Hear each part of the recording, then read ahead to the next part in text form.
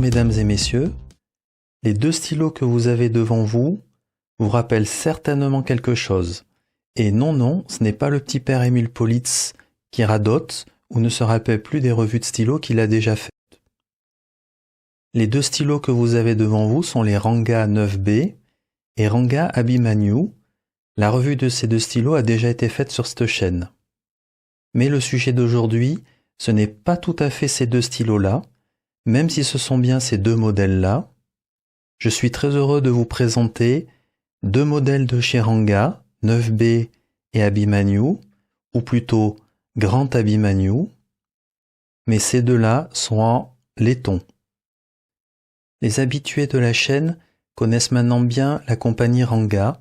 J'ai déjà fait 3 vidéos sur leur stylo, et l'une de ces vidéos présente dans le détail cette compagnie. Vous connaissez donc les stylos en acrylique et en ébonite de chez Ranga, avec une grande quantité d'options possibles. Et voici que Ranga se met à travailler un troisième matériau, le laiton. Voyant ceci, j'ai pris contact avec Monsieur Kandan de la compagnie Ranga. Les échanges ont été, comme toujours, efficaces, courtois, et je lui ai donc demandé s'il pourrait me fabriquer en laiton les deux modèles Abhimanyu et 9B. Si vous avez vu ma précédente vidéo, vous savez que ce sont mes deux modèles préférés chez Ranga. Quelques semaines plus tard, j'ai reçu ces deux magnifiques stylos. Passons à l'action et regardons de plus près l'Abhimanyu géant pour commencer.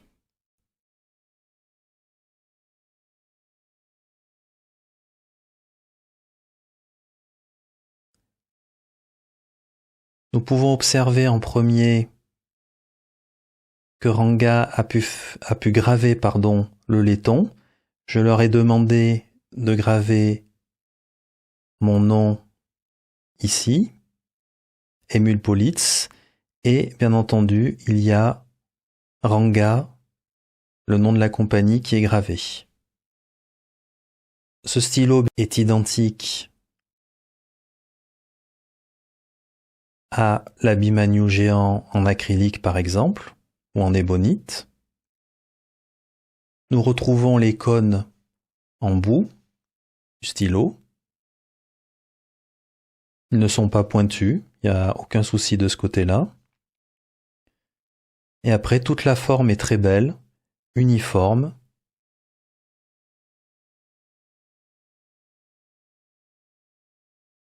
Le laiton, c'est un matériau qui va vivre. Il y aura des éraflures. Il peut prendre une petite teinte un peu verte ou noircir. Mais c'est un matériau aussi qui est facile à ravoir.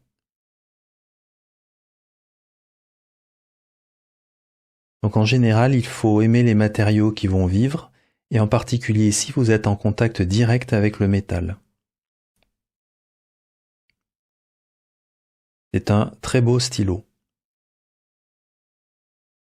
On va compter le nombre de tours pour ouvrir. Un tout petit peu plus de un tour. On peut voir à l'intérieur du capuchon qu'il a été usiné de façon à enfermer la plume pour qu'elle ne sèche pas. On le voit assez bien dedans.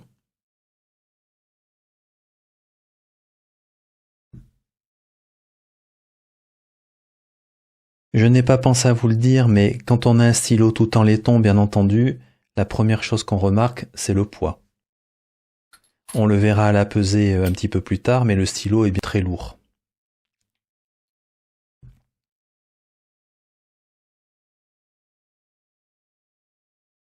Du côté du filetage, c'est très doux, ça n'accroche pas du tout, c'est presque étonnant.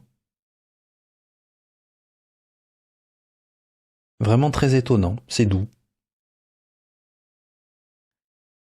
Du côté de la plume, c'est une Jowo, mais je vous rappelle, si vous avez vu mes vidéos, qu'on peut demander des Jowo, des Bock, des Schmidt et des Kanrite.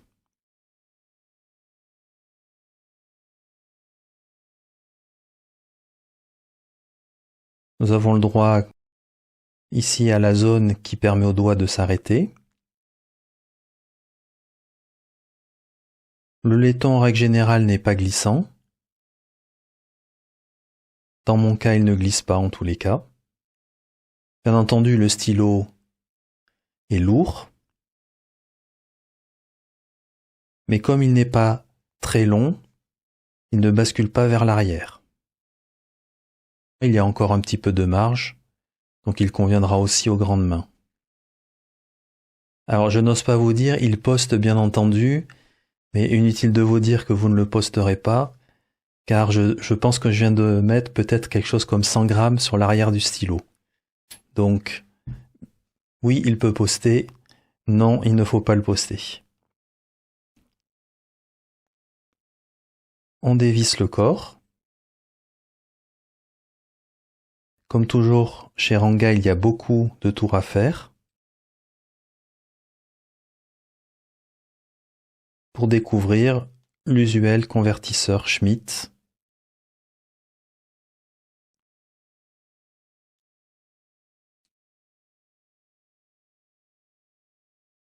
Qui rentre parfaitement. Il n'y a pour ainsi dire aucun jour entre le convertisseur et le laiton.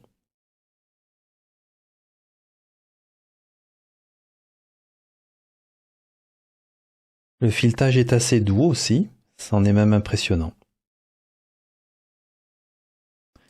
Un stylo qui, clairement, entre guillemets, est simple car il est entièrement en laiton. Il est parfaitement usiné. C'est vraiment un très très beau stylo. Nous passons maintenant au 9B. Alors il me semble clairement moins lourd, le 9B. Heureusement, ce n'est pas le modèle géant 9B, car je pense que sinon il serait encore plus lourd. Vous pouvez noter ici encore une fois le gravage qui a été exécuté par Ranga sur le laiton. Nulla dies sine lea, pas un jour sans une ligne, et toujours la compagnie Ranga. Je vous laisserai chercher la signification et quel est l'auteur célèbre qui avait cette citation écrite sur sa cheminée.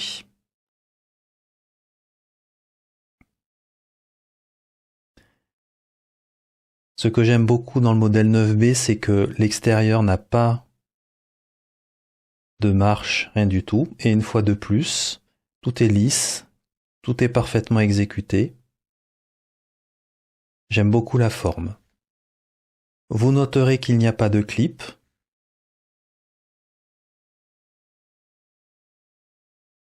Je pense que pour l'instant, Ranga fait ses stylos en laiton sans clip.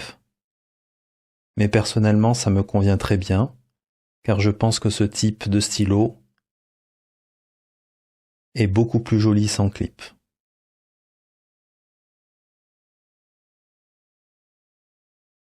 Comme précédemment, on va compter le nombre de tours en enlevant le capuchon. Exactement pareil, un tout petit peu plus qu'un tour.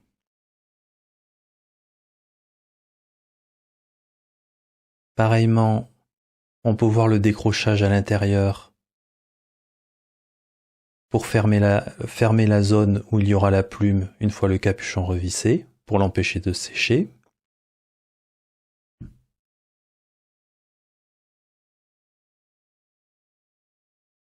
Très sympathique lorsqu'on porte le stylo pour écrire. Je peux voir ces quelques mots en latin. Le stylo est très confortable. Voilà, alors ici, c'est nettement plus aigu. Certes, ça ne sera pas coupant, mais ça accroche quand même assez bien. Du côté du filetage, c'est extrêmement doux, exactement comme pour l'Abhimanyu. Donc c'est la seule zone qui accroche au niveau du stylo.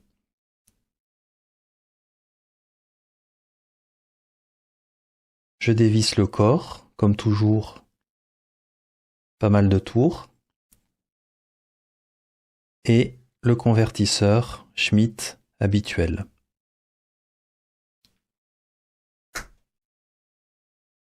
Comme vous pouvez le voir, il ne bougera pas. Il est très bien enchâssé à l'arrière du grip. C'est très bien fait.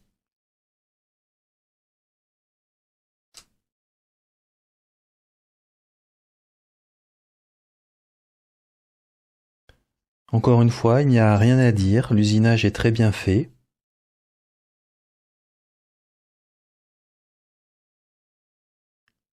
Tout comme la Bimagno, il n'y a pas grand chose à dire. La seule petite remarque que j'ai, c'est qu'ici, voilà, c'est un petit peu, alors je vais employer le mot coupant, mais c'est pas le bon mot bien entendu, vous ne vous couperez pas dessus, mais c'est assez, ça agrippe pas mal.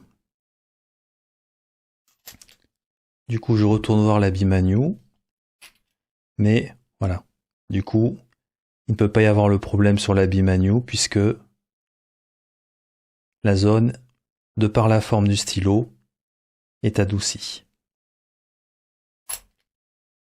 Quand on a des stylos en laiton de cette taille-là, la première question qu'on se pose, c'est la question du poids. Et je pense que nous n'allons pas être déçus. Commençons par la Bimagno. Je pense que c'est le plus lourd. Le capuchon. 63 grammes. Et le corps du stylo, c'est donc ce qu'on portera pour écrire avec, 142 grammes. Donc vous l'aurez compris, nous avons un stylo qui doit bien faire 205 grammes au total. 205 grammes. C'est un stylo qui, bien entendu, est très lourd, car c'est à la fois le grand modèle, mais donc aussi tout en laiton. Nous passons maintenant au modèle 9B qui, bien entendu, va être un petit peu plus léger. Le capuchon, 54 grammes. Et le stylo, qui sera le poids qu'il faudra porter pour écrire.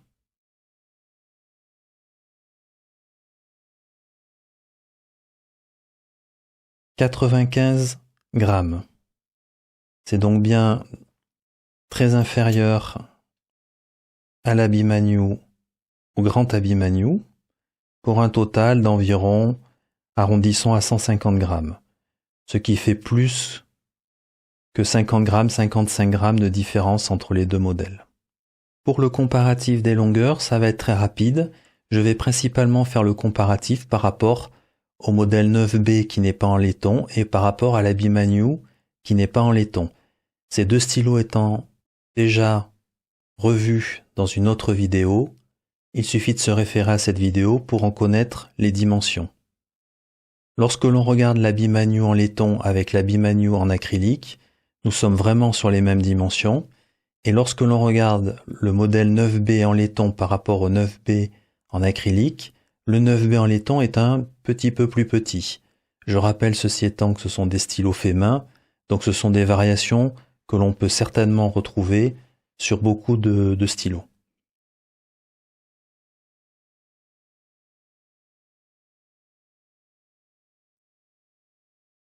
Nous voici avec les stylos sans capuchon.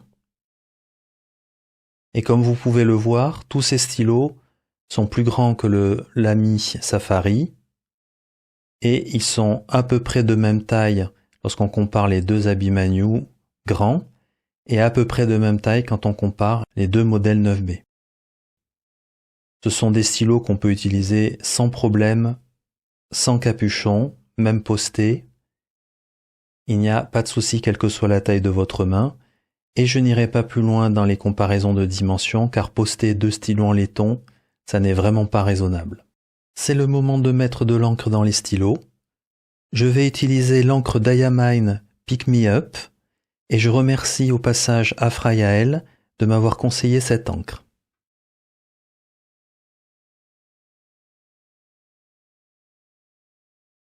Dommage que vous ne puissiez pas avoir les odeurs.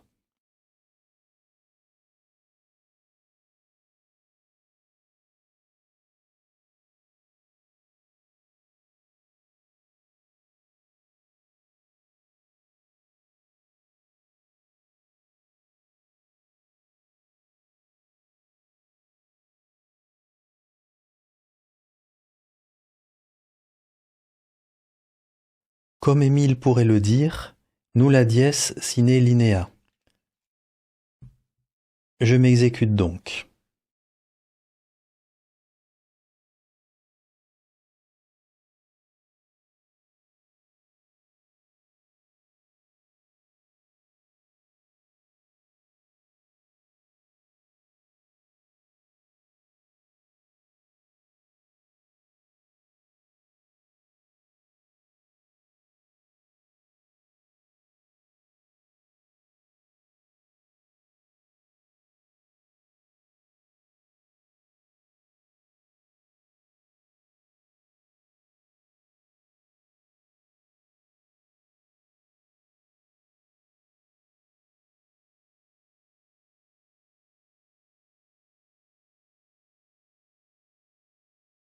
Qu'est-ce que j'ai pensé quand j'ai écrit avec ces stylos?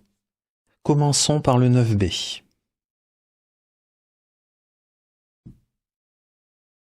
Le grip, comme pour tous les modèles 9B de chez Ranga, est très confortable. C'est un grip que j'apprécie bien. Il est de taille moyenne. Il sera très bien pour toutes les mains. De ce côté-là, tout fonctionne très bien.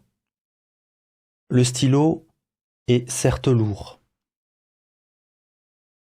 Le posté n'est bien entendu absolument pas raisonnable. Non seulement il est hyper long, donc ça veut dire que le capuchon, qui est très lourd, va complètement amener le stylo vers l'arrière, et le poids global du stylo devient aux alentours de 150 grammes, ce qui est bien entendu beaucoup pour écrire. Sinon, pendant l'écriture, est-ce que le poids m'a beaucoup gêné? Eh bien, avec le modèle 9B, pas tant que ça. Le stylo fait un petit peu moins de 100 grammes sans le capuchon. Alors certes, c'est lourd, j'écrirai pas pendant 2 heures avec, bien entendu, mais je peux écrire pendant 15-20 minutes sans problème, sans ressentir réellement de fatigue. C'est encore un poids qui est pour moi acceptable. Globalement, j'ai beaucoup apprécié d'écrire avec ce stylo. La plume de chez Jowo fonctionne très bien. J'ai bien entendu choisi un stub car c'est le genre de stylo où on s'attend plutôt à avoir une écriture un petit peu épaisse. La plume fonctionne très bien donc. C'est doux, la plume est humide, on voit beaucoup d'encre sur le papier, c'est très agréable. J'arrive encore à manier le stylo malgré son poids pour pouvoir changer l'inclinaison de la plume suivant qu'on veuille faire des traits plus ou moins épais lors de l'écriture. Pour moi, c'est un stylo qui fonctionne bien, mais qui, à mon avis, est aux dernières limites d'un point de vue poids pour pouvoir écrire avec un petit peu de temps. Du côté du Ranga, c'est vraiment un stylo très lourd, de manière claire. Là, on commence à rentrer vraiment dans des poids où, personnellement, je n'écrirais pas 10 minutes avec. Ça ne serait pas très plaisant. Autant avec le 9B, j'ai du plaisir à écrire avec, autant celui-là est vraiment trop lourd. Et la raison pour laquelle je dis ça, c'est que je n'arrive plus à le manier. Le poids est suffisamment dans la zone ici pour que j'ai du mal à orienter le stylo pour pouvoir modifier l'épaisseur du trait. Donc en termes de maniabilité, ce stylo n'est absolument plus maniable, il est vraiment trop lourd. Si je me rappelle bien, le poids est aux alentours de 150 grammes pour le corps sans le capuchon, ce qui représente tout de même une cinquantaine de grammes de plus comparé au 9B. Et ça se sent réellement. Sinon, du côté du grip, le grip est très confortable en lui-même. Comme tous les Abimanyu ou Abimanyu géants, le grip fonctionne très bien. Donc là, personnellement, j'ai atteint une limite au niveau du poids et ce stylo peut servir pour des signatures, pour des choses comme ça, mais pas pour des séances d'écriture de plusieurs minutes. C'est le moment de la conclusion. Qu'est-ce que j'ai aimé en premier lieu? Tout d'abord, ce sont des stylos qui sont vraiment très beaux et surtout étonnants. On ne s'attend absolument pas à des stylos de ce poids-là, de cette couleur-là. C'est des stylos complètement inhabituels, qui sortent complètement de l'ordinaire. J'ai beaucoup aimé le gravage qu'a fait Ranga sur ses stylos, le fait de pouvoir leur donner un texte et retrouver le texte sur ce matériau-là, sur le laiton, est vraiment très sympa. Le manufacturing est vraiment excellent. Je n'ai pas trouvé grand-chose à redire à part un petit point, mais j'y reviendrai un petit peu plus tard. Mais vraiment, de très très beaux stylos, très bien manufacturés. J'ai beaucoup apprécié et ça m'a beaucoup étonné. Je m'attendais à des pas de vis beaucoup plus aigus et c'est tout le contraire. J'ai trouvé des pas de vis absolument tout à fait doux. Quand on passe les doigts dessus, on ne sent que très peu les pas de vis. C'est très étonnant. Enfin, ça ne m'a pas étonné bien entendu parce que je connais bien les grippes de ces deux stylos. Les deux grippes sont tout à fait confortables. Et dernier point que j'apprécie, parce que Ranga bien entendu ne peut être que au courant que ce type de stylo va être très lourd, et quoi qu'il en soit, ils m'ont fourni les poids des stylos avant que je commande. Bien entendu, j'étais au courant qu'un stylo en laiton allait peser très lourd, d'autant plus que je connais bien la dimension des stylos Ranga. Et déjà, sur des stylos beaucoup plus petits, le laiton rend souvent les stylos assez lourds. Dans ce que je n'ai pas aimé, il y a quand même un petit point sur le modèle 9B. Il y a, et je l'ai mentionné lorsqu'on regardait de plus près, en particulier, il y a deux arêtes qui sont pour moi un tout petit peu trop anguleuses, un petit peu trop à 90 degrés. Il faudrait peut-être juste un petit peu les rendre plus douces. Je comprends, en fait, c'est un point embêtant, je pense, pour Ranga, parce que dans la manière dont est fait le 9B, le 9B, a des géométries vraiment anguleuses pour faire en sorte que le stylo soit très lisse d'un aspect extérieur. Donc, c'est quelque chose que je n'ai pas aimé, entre guillemets, parce que je pense que le mot là est bien trop fort. Je comprends très bien que ce soit un petit souci, parce que rendre moins anguleux, ça voudrait dire que l'aspect extérieur serait moins lisse, mais voilà, c'est un petit peu, au niveau du toucher, c'est un petit peu moins plaisant. Enfin, deux points que je ne classerai pas, ni dans ce que j'ai aimé, ni dans ce que je n'ai pas aimé. Le premier, c'est le poids. Là, ça va vraiment dépendre des gens, de ce qu'ils acceptent ou non en termes de poids pour écrire, si tant est que l'objectif de ces stylos-là soit pour écrire sur de longues durées. Personnellement, je pense que ce sont des stylos vraiment qu'on achète par plaisir et non pas pour écrire dans la durée. C'est-à-dire qu'on va prendre le stylo, on va écrire quelques mots, on va écrire 5 minutes avec, on va se faire plaisir, mais ce n'est pas des stylos pour faire de longues sessions. C'est des stylos qui sont là pour trôner sur un bureau parce qu'ils sont vraiment très beaux et qu'on va sortir pour écrire quelques mots, pour se faire plaisir, etc. Deuxième point, il faut aimer le laiton. On sait que le laiton, c'est un matériau qui va prendre des éraflures, qui va s'oxyder, noircir, voire même un petit peu verdir parfois. Par contre, il est relativement facile à restaurer dans sa couleur initiale. Ceci veut dire que si on le préfère dans sa version patinée, il sera facile de vivre avec puisqu'il va se patiner tout seul. Par contre, si on le préfère dans sa version neuve, ça veut dire qu'il faudra en prendre soin et de temps en temps le restaurer. Et c'est vrai qu'il y a des gens qui n'aiment pas le laiton tout simplement. Le laiton, quand on le touche, a tendance à laisser une petite odeur sur les doigts, surtout au début. Il faut aussi aimer le contact et le toucher avec ce métal. Au final, des stylos qui ne peuvent pas laisser totalement indifférent. Pour moi, ce sont vraiment des stylos qui sont, je pense que c'est le bon mot, spectaculaires. Ce sont des cadeaux qui peuvent être vraiment sympathiques à faire à une personne qui aime beaucoup les stylos plumes. Et je pense bien entendu un cadeau, mais je pense aussi un cadeau pour soi-même. Ce sont des stylos qui sont vraiment très beaux et très plaisants à avoir et à utiliser juste par plaisir. Je vous remercie pour votre attention et à bientôt.